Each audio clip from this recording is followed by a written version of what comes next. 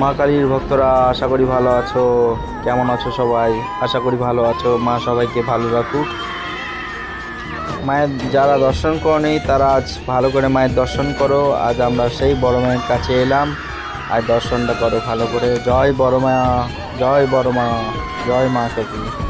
আর সকালবেলায় মায়ের পূজারি পুজো করছে মাকে। মায়ের পুজো কমপ্লিট।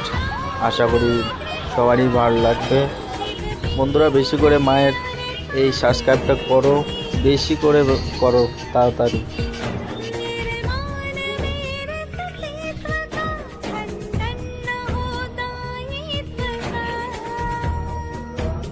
अब शांत हो जाओ पार्वती, ग्लानि मत कर। तुम्हें शांत करने का यही एक मार्ग था। पत्नी में से यदि